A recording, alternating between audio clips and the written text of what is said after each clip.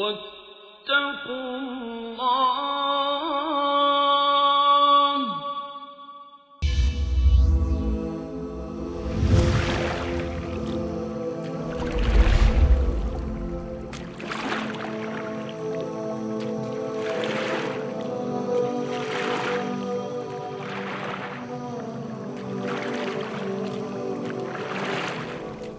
بسم الله الرحمن الرحيم. الحمد لله رب العالمين، والعاقبة للمتقين، ولا عدوان إلا على الظالمين، وأشهد أن لا إله إلا الله ولي الصالحين، وأشهد أن محمدا إمام المتقين، نبينا محمد وعلى آله وصحبه أجمعين.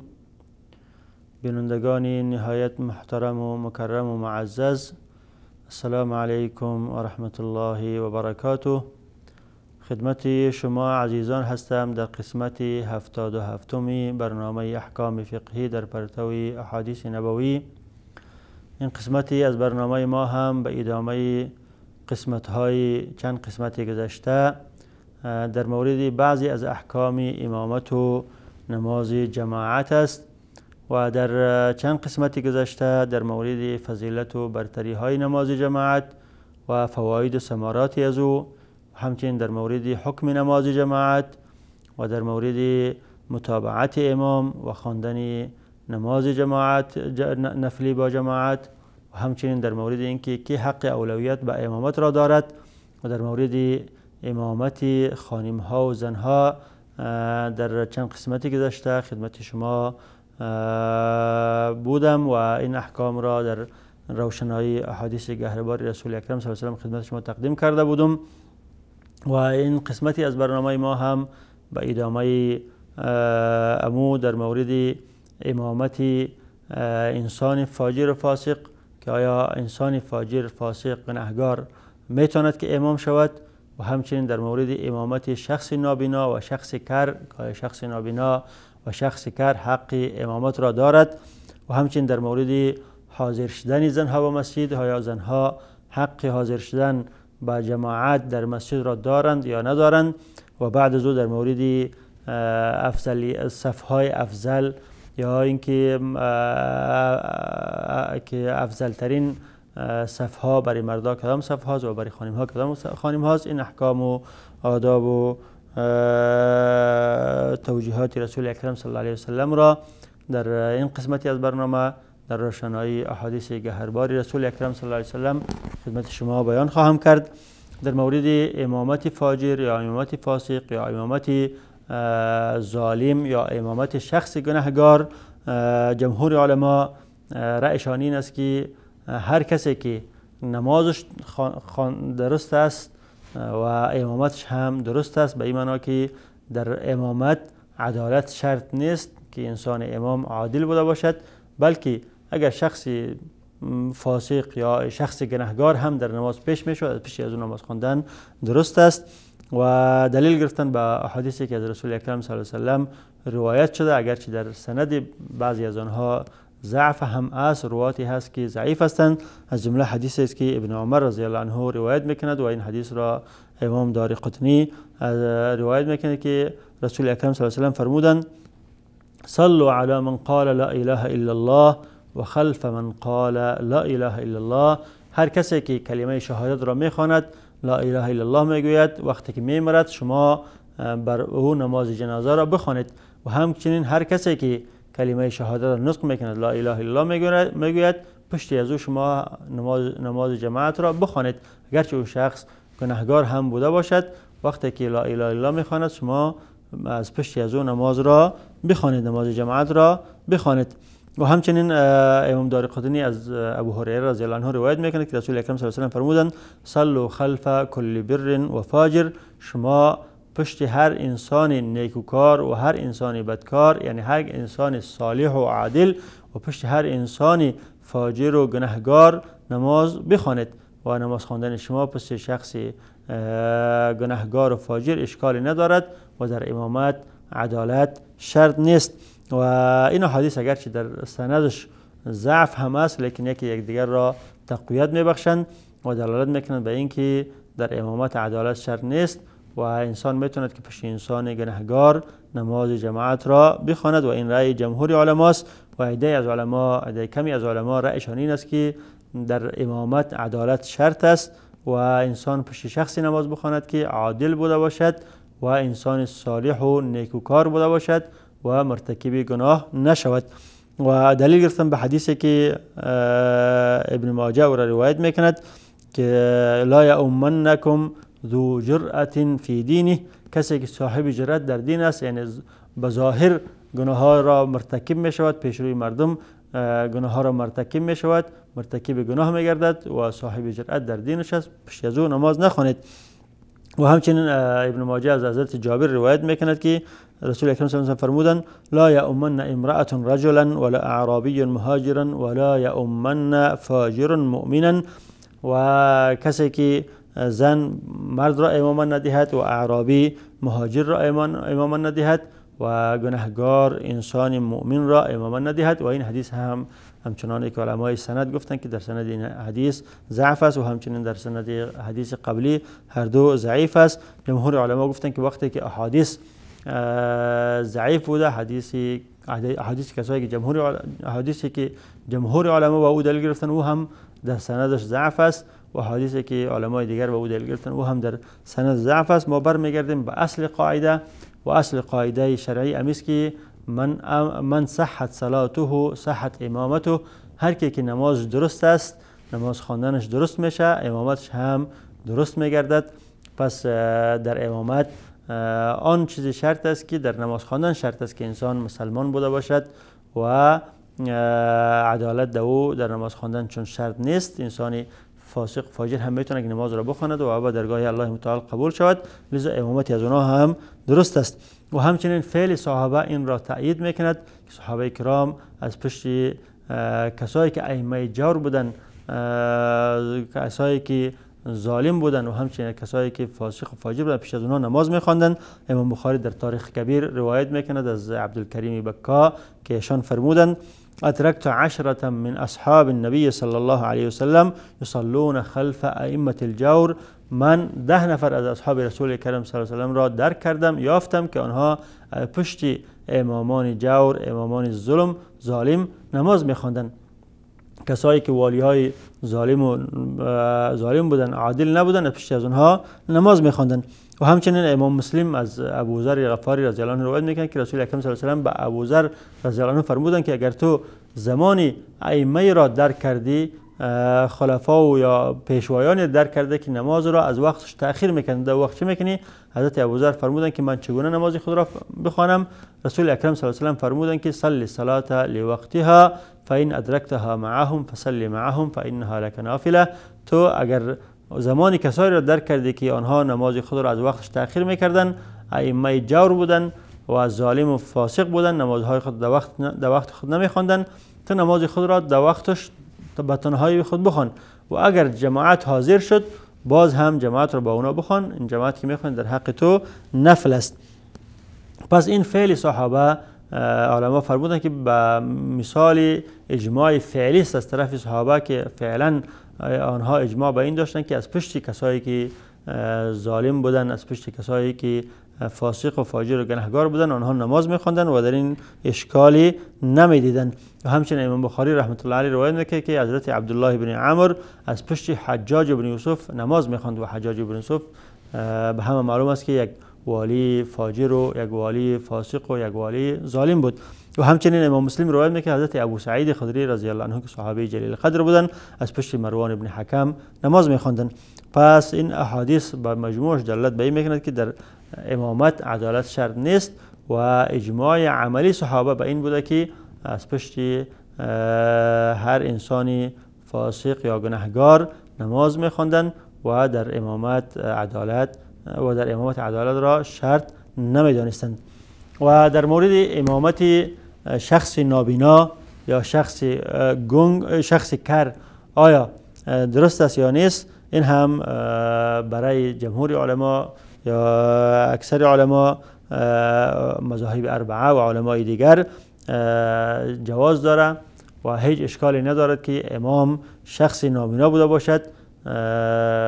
و هیچ اشکالی ندارد که امام شخصی کر بوده باشد و این مطلب در احادیث از رسول اکرم صلی الله علیه و سلم ثابت است. از جمله حدیثی که امام حضرت انس بن مالک را روایت میکند و حدیث هم در مسند احمد و در سنن ابو داود هست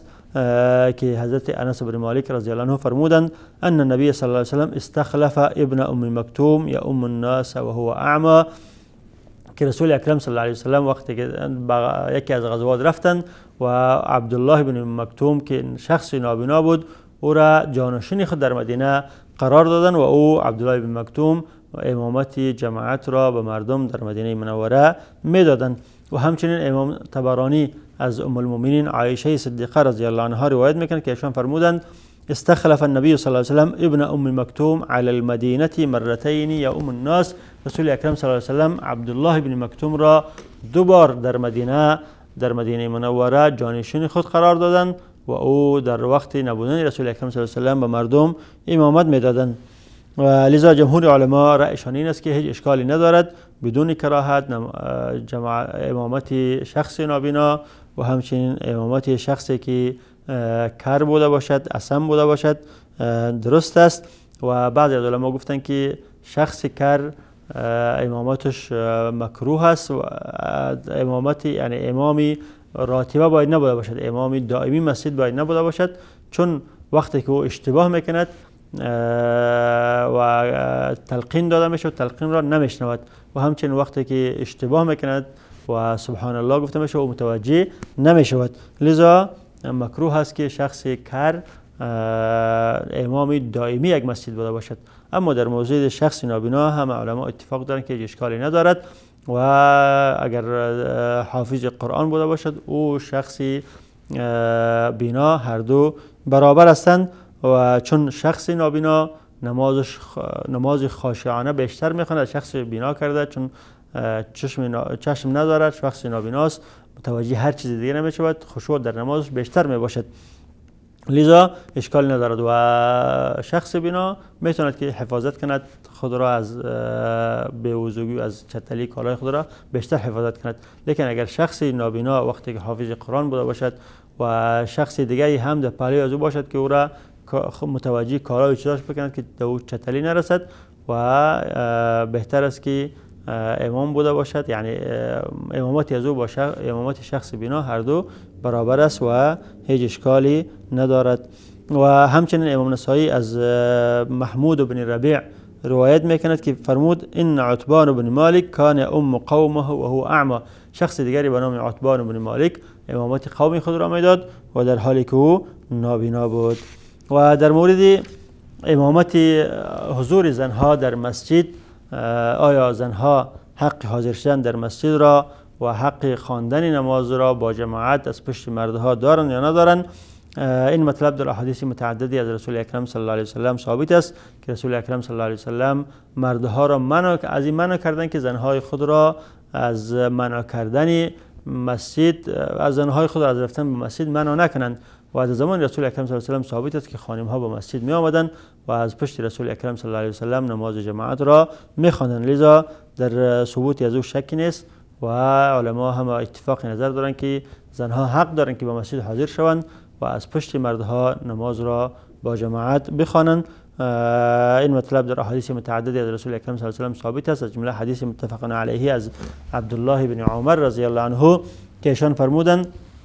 که رسول اکرم صلی الله علیه و سلم فرمودند اذا استأذنکم نساؤکم باللیل الى المساجد فأذنوا لهم، هنگامی که خانم های شما از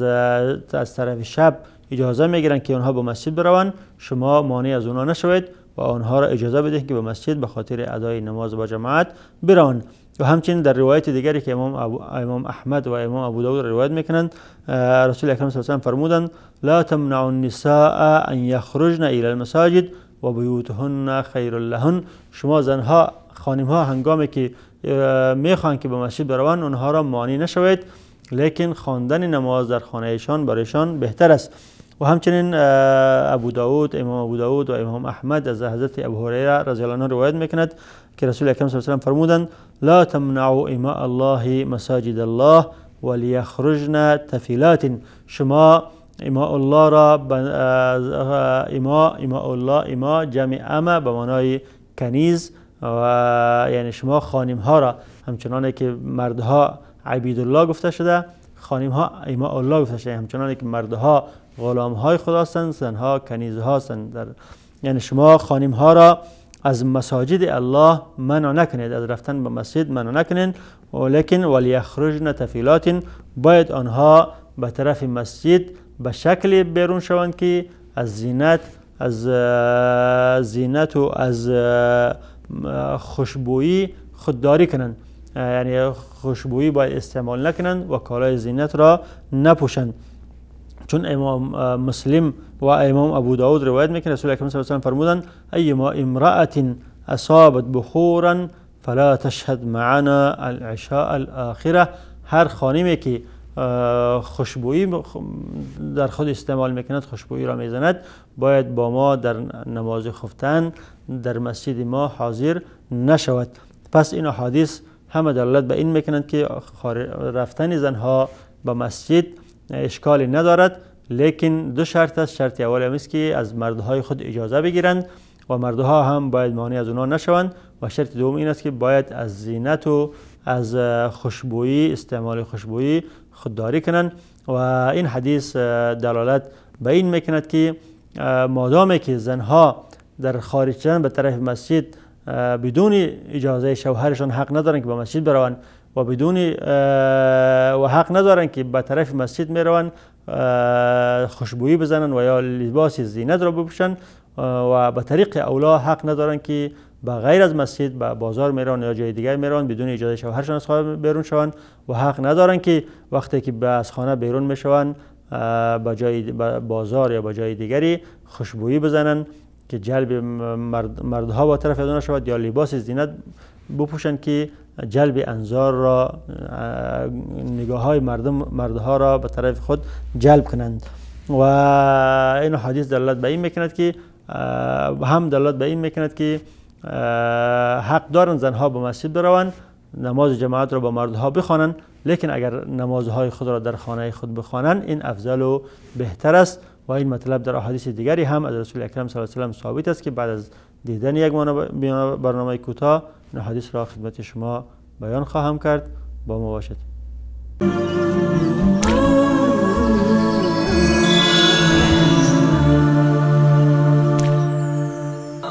وما أرسلناك إلا كافة للناس بشيرا ونذيرا ولكن أكثر الناس لا يعلمون. و ما تو را به سوی همه مردمان فرستاده ایم تا مژده رسان و بیم دهنده باشی، ولی بیشتر مردم نمیدانند. بسم الله الرحمن الرحیم. عرض سلام و ادب و احترام مجدد دارم خدمت شما بینندگان محترم و معزز و مکرم. گفتم که بنا به حدیثی که از رسول اکرم صلی الله علیه و سلم ثابت است، علما اتفاق نظر دارند که خانم ها اجازه دارند که به مسجد حاضر شوند و نماز جماعت را از پشت مردها بخوانند، با دو شرط. شرط اول این که از مردهای خود اجازه بگیرند، و شرط دوم این که بدون زینت و بدون استعمال خوشبویی از خانه به طرف مسجد بروند. و گفتم که حدیث رسول اکرم صلی الله علیه و سلم دلالت به این میکند که با وجودی که آنها اجازه دارند که به مسجد بروند، لیکن اگر نمازهای خود را در خانه های خود بخوانند این برشان افضل و بهتر است. و این مطلب در احادیث متعددی از رسول اکرم صلی الله علیه و سلم ثابت است، از جمله حدیثی که امام احمد او را از ام المؤمنین ام سلمه رضی الله عنها روایت میکند که رسول اکرم صلی الله علیه و سلم فرمودند خیر صلات المرأة فی قعر بیتها، بهترین نماز زن اموست که در آخرین نقطه خانه خود بخواند، در داخل خانه خود او را بخواند. و همچنین امام ابو داود از عبدالله بن مسعود رضی الله عنه روایت میکنه که رسول اکرم صلی الله علیه و سلم فرمودند صلات المرأة فی بیتها افضل من صلاتها فی حجرتها، نماز زن در داخل خانهش، در خانه داخلیش بهتر است از از خانه‌ای که دو دیگه مردم را استقبال میکنه در حجرهش، یعنی مهمانخانهش. و صلاتها فی مخدعها افضل من صلاتها فی بیتها، باز نمازش در خانه خلوتش، در خانه‌ای که دو خواب میکنه، خانه خلوتش است، بهتر است از خانه‌ای که از خانه نشیمندش. یعنی هر قدری که زن در جای پت و پنهان نماز میخواند و برش افضل و بهتر است. و همچنین امام احمد و امام طبرانی از ام المؤمنین ام سلمه رضی الله عنها روایت میکنند که ایشان فرمودند که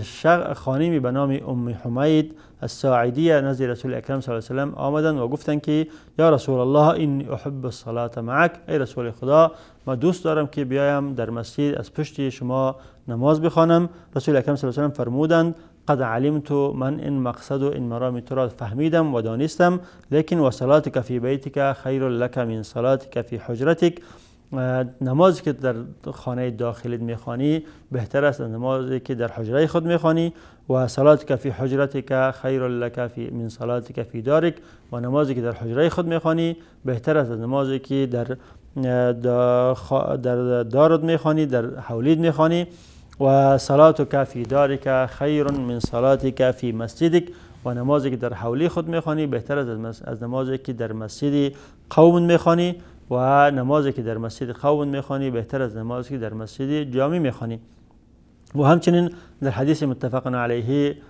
آمده که ام المؤمنین عایشه صدیقه رضی الله عنها فرمودند لو ان رسول الله صلی الله علیه و سلم رأى من النساء ما رأینا لمنعهن من المسجد کما منعت بنو اسرائیل نساءها، اگر رسول اکرم صلی الله علیه و سلم آنچه که ما از زنها فعلا در شرایط فعلی خود میبینیم ببینن، حتما زنها را از آمدن به مسجد منع میکردن، همچنانی که بنو اسرائیل زنهای خود را از آمدن به مسجد منع کرده بودند. چون ام المؤمنین عایشه صدیقه رضی الله عنها در سال 58 هجری وفات کردند، یعنی بعد رسول اکرم صلی الله علیه و سلم مدتی بیش از 40 سال زنده بودند، حیات داشتند و فرمودند که اگر در شرایطی که ما هستیم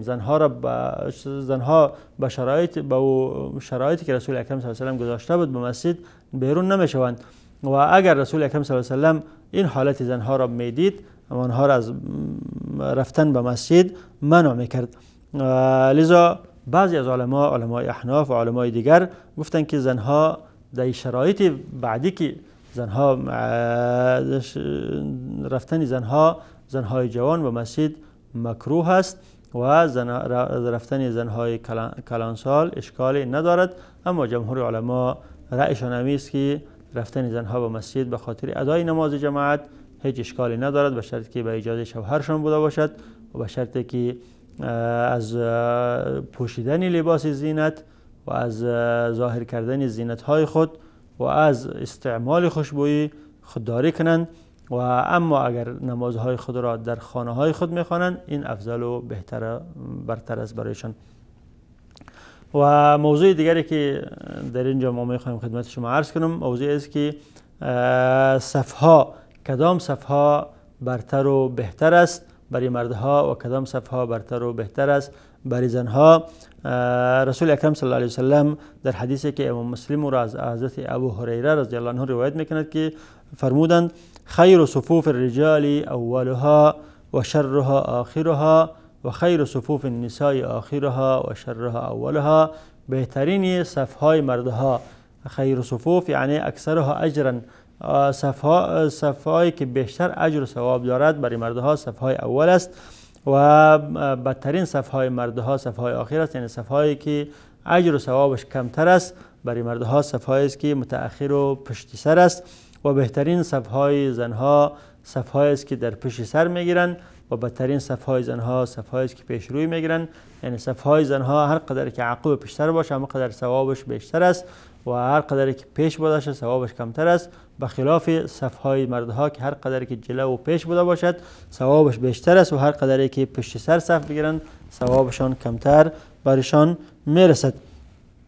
و همچنین امام احمد و امام طبرانی از صحابی جلیل القدر ابو امامه روایت میکند که رسول اکرم صلی الله علیه و سلم فرمودند ان الله و ملائکته یصلون علی الصف الاول الله متعال و ملائکه از او درود میفرستند بر اصحاب صف اول، برای کسایی که در نماز در صف اول ایستاده هستند. صحابه کرام فرمودند که و علی الصف الثانی، یعنی بر صف دوم هم آیا الله متعال و ملائکه از او درود میفرستند؟ رسول اکرم صلی الله علیه و آله فرمودند که و علی الصف الثانی، و همچنین بر صف دوم. این هر قدری که صفهای مردها در مقدمه قرار بگیرد، مردها خود را در صفهای اول قرار بدهند، اما قدر ثواب و اجر برشان بیشتر است. و همچنین حدیثی که قبلا در قسمت های گذشته خدمتتون عرض کردم که رسول اکرم صلی الله علیه و آله فرمودند لو یعلم الناس ما فی النداء و ما فی الصف الاول ثم لا یجدوا بدا الا ان یقترعوا لاقترعوا. اگر مردمان بدانند که ثواب و اجر و پاداشی که در اذان و در صف اول است، باز این کار را اگر منجر به این شود که به قرعه اندازی هم به دست بیارن، این کار را میکنن که به توسط قرعه اندازی صف اول را به دست میارن. و در بهترین صف ها گفتم که صف اول است برای مردها، و در صف اول پشت سر امام و یا دست راست امام افضلیت دارد از دست چپ، از دست چپ امام کرده. و این مطلب در احادیث ثابت است، جمله حدیثی که امام طبرانی از ابو برده روایت میکنه که رسول اکرم صلی الله علیه و آله فرمودند برای ابو برده فرمودند که ان استطعت ان تكون خلف الامام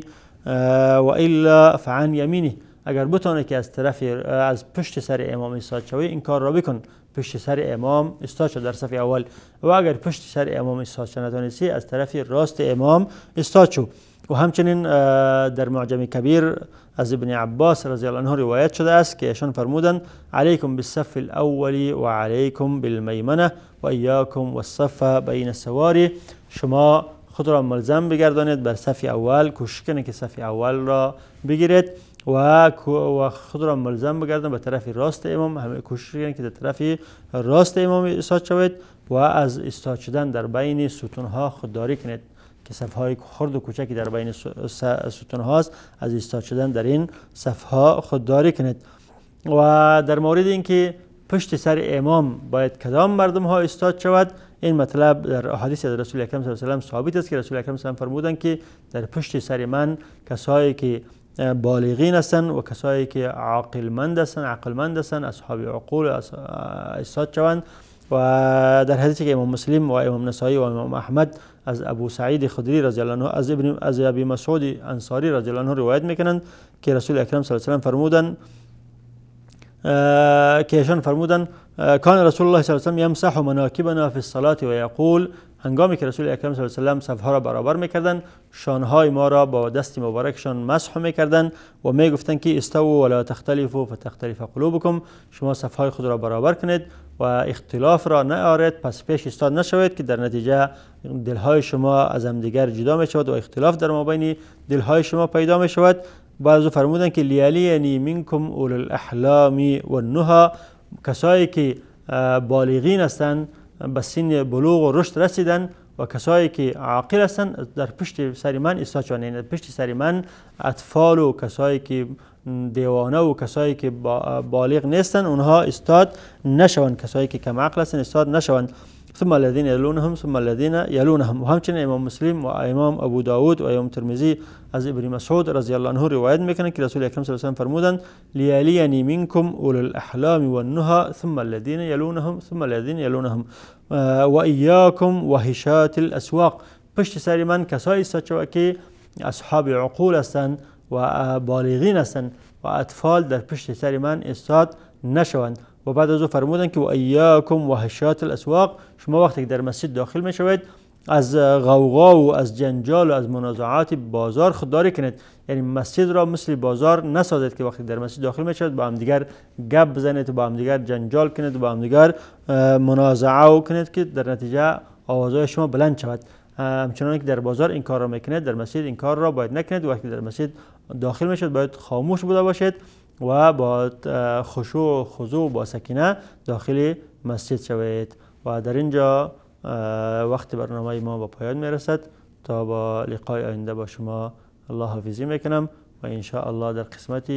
آینده ادامه این مطلب را در روشنای احادیث رسول اکرم صلی الله علیه و آله خدمت شما بیان خواهم کرد. تا وقت الله حافظ و نگهبانتان و السلام علیکم و رحمت الله و برکاته.